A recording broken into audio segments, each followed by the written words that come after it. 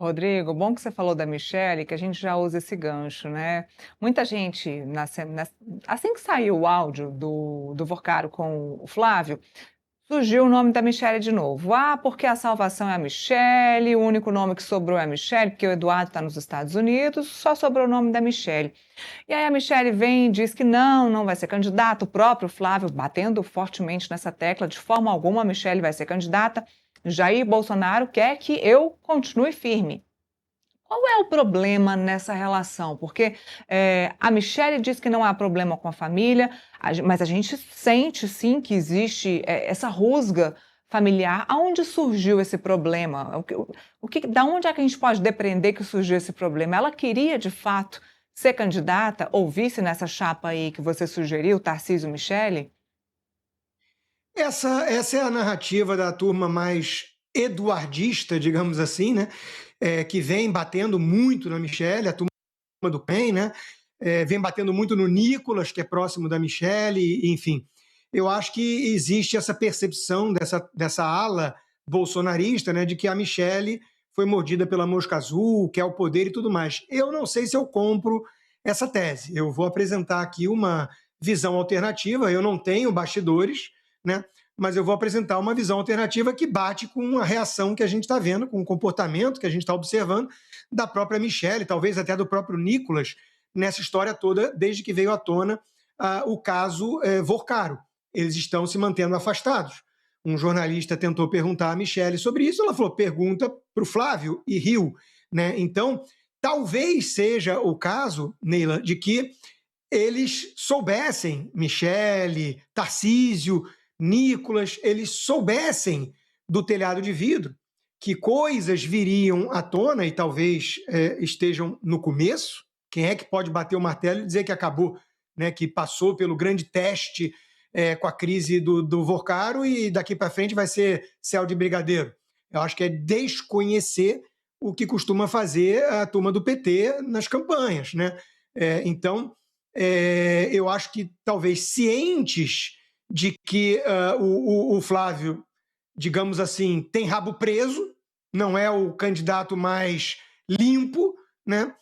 Eu acho que eles se mantiveram relativamente afastados, não querendo ser arrastados para essa lama juntos.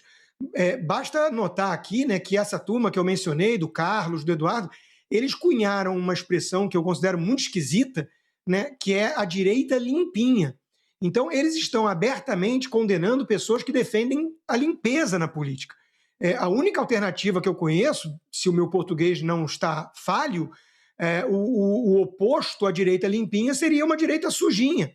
E eles estão abertamente defendendo isso. Eu acho que tem gente, inclusive dentro da própria família ou próxima ao Jair, que não quer essa alcunha, que não quer se misturar com algo assumidamente e orgulhosamente sujinho.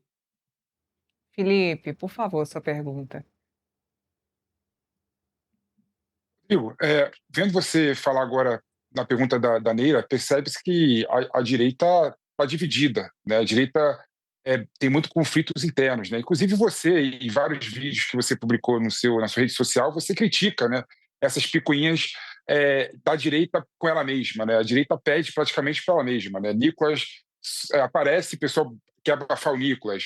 Outra pessoa fala também Bolsonaro, aparece, aí o bolsonarismo quer abafar essas novas lideranças, né? Como que você vê esse conflito entre a direita e se você acha, nesse contexto atual, que a gente vê que o bolsonarismo realmente é uma força, né? E, e não aceita, ou melhor, aceita qualquer desculpa que o Bolsonaro dá, como que você vê que a direita crítica pode lidar com essa situação sem prejudicar o projeto de tirar o PT do poder? Esse é o grande dilema que muita gente está vivendo hoje, Felipe. É o grande dilema. Eu acho que não resta dúvida da premissa: o bolsonarismo, o que restou, foi engolido pelo centrão fisiológico. Hoje, nós, entre aspas, temos que defender André do Prado, Ciro Nogueira, Arthur Lira, senão a gente é traidor, senão a gente não é de direita. Então está muito claro que quem realmente traiu a direita foi o próprio bolsonarismo, né? Eu acho que ele virou algo muito diferente do que tinha lá atrás como visão ou como ideal. Tanto é que muitos desses bolsonaristas falam com orgulho, né? Nós não somos de direita, nós somos bolsonaristas, seja lá o que isso significa hoje em dia. Então, eu acho que existe uma divisão, uma autofagia, eu vejo com certa tristeza, mas ao mesmo tempo como uma depuração necessária. Porque se pessoas que defendem as pautas, as bandeiras conservadoras querem sobreviver politicamente no país, a médio e longo prazo, elas vão ter que se afastar disso. Elas vão ter que se afastar de uma postura, inclusive, que remete muito ao petismo. Essa turma do Eduardo Bolsonaro, do Carlos Bolsonaro, essa turma não aceita hoje em dia crítica, não aceita sequer questionamento. Se você faz pergunta, você é um traidor, você está jogando contra, você virou cabo eleitoral do Lula e essas baboseiras. Então, é uma postura tóxica, intransigente, de clã político, né? de defesa de um clã político, que, aliás, está em autofagia também. Porque a sensação que fica para a turma de fora é que o Jair Bolsonaro preso e ostracizado, sem poder se comunicar direito com o público, né? O seu espólio está sendo disputado em praça pública pelos filhos, e os filhos não concordam entre eles, porque o Flávio vinha com uma postura mais conciliadora, mais agregadora, enquanto que o Carlos e o Eduardo ficavam detonando qualquer um que divergisse uma vírgula, né? O Nicolas é um bom exemplo.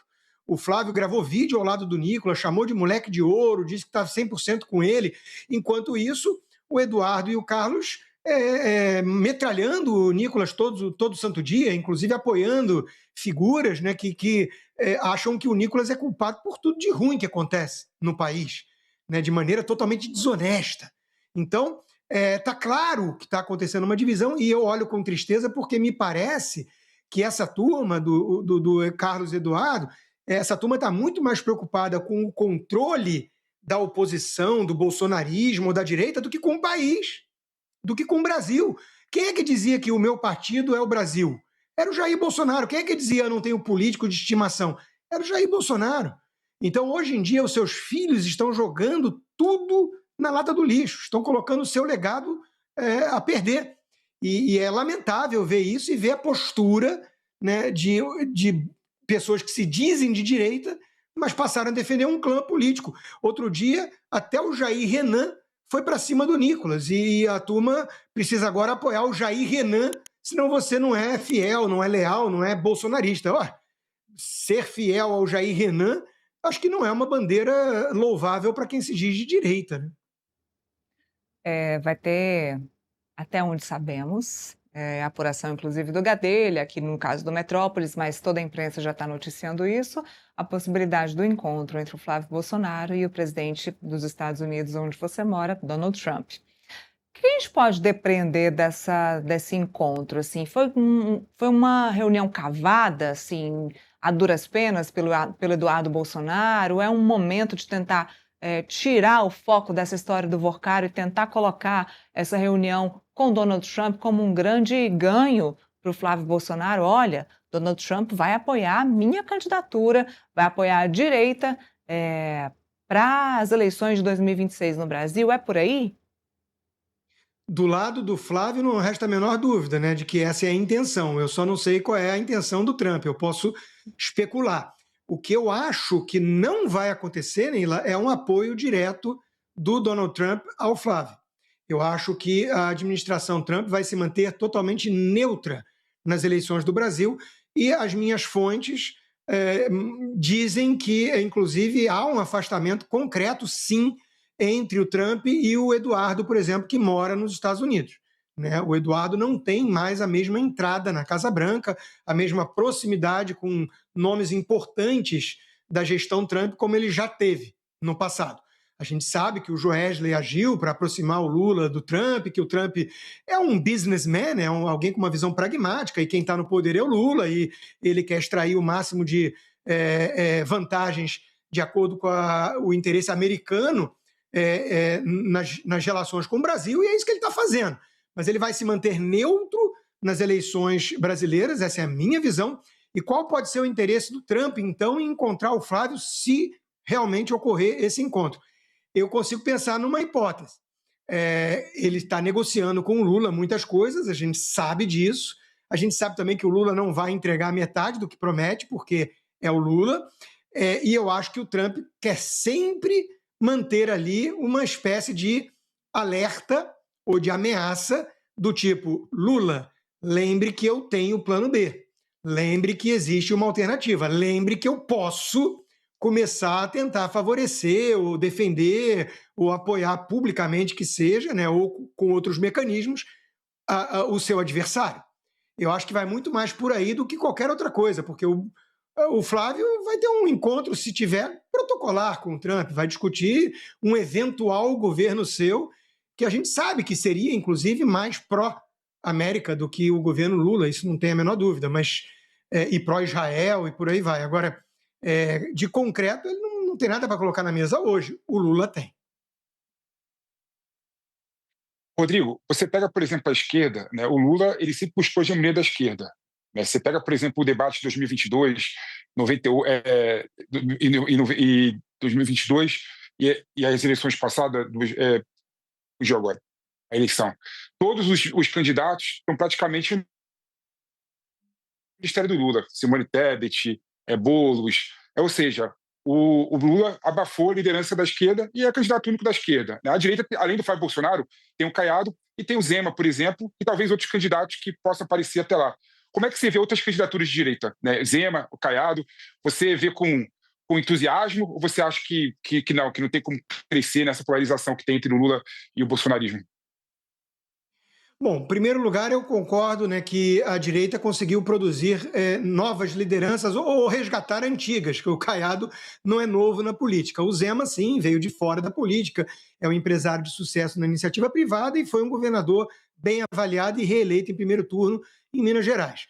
Né? O próprio Nicolas, por exemplo, que ainda não pode ser candidato a presidente, mas é uma jovem liderança. Eu acho que isso incomoda ou desperta até mesmo inveja de alguém como o Eduardo Bolsonaro, que gostaria de ter uma espécie de sucessão hereditária na liderança da direita, sendo que não funciona assim. Né? Felizmente, nós não vivemos numa monarquia ou com algum tipo de clã político, tribal ou algo do tipo. Então, que bom que a direita consegue ter novas lideranças, não depender de um nome, apesar de ser o maior cabo eleitoral da direita hoje, que é o Jair Bolsonaro. A esquerda ficou totalmente dependente do Lula. O Lula nunca quis ajudar a produzir novas lideranças, nem mesmo dentro do PT. Né? Então, isso, para mim, é um perfil de um líder medíocre. Né? Pessoas inseguras não querem se cercar de pessoas melhores. O Jair Bolsonaro nunca teve esse problema. Ele fez um ministério eminentemente técnico, com gente muito boa, colocou o Paulo Guedes como seu posto Ipiranga, né? Ele nunca teve medo o Tarcísio como ministro da infraestrutura, ele nunca teve medo de dar autonomia e poder a pessoas melhores do que ele, do ponto de vista de capacidade, de gestão e tudo mais. Como é que eu vejo, então, o Zema, o Caiado, hoje na corrida eleitoral? Com poucos votos. Né? Esse é o grande problema. O sobrenome Bolsonaro ainda pesa. Foi a minha resposta em relação à candidatura do Flávio. Né? O sobrenome Bolsonaro ainda pesa muito. Então, o Zema, para mim, na minha opinião pessoal, o Zema tem mais preparo, mais experiência, menos rabo preso. Eu sei que a turma do bolsonarismo passa o dia inteiro atacando o Zema em vez de atacar o Lula, né? Porque eles olham como uma ameaça ao espaço da direita. Mas o Zema não merece esses ataques todos. Ele foi um bom gestor em Minas, é um sujeito que não tem esse histórico, esse rabo preso, né? Ele tem batido pesado, inclusive nos abusos do Supremo, coisa que o Flávio nunca fez, e não é de hoje, é lá de trás, quando ele ajudou a enterrar a CPI da Lava Toga, e o Zema seria, na minha opinião, um candidato melhor, só que ele não tem voto. Né? Ele é muito desconhecido no Nordeste, no Brasil como um todo, é difícil emplacar. Ele também não é tão carismático, sejamos honestos. Então, o Zema ele tem um problema grave, falta de voto. Muito bem. Rodrigo Constantino, te agradeço demais aqui pelo nosso bate-papo, nosso debate. Te encontro numa próxima oportunidade, podemos? Claro, foi um prazer. Até a próxima. Até a próxima.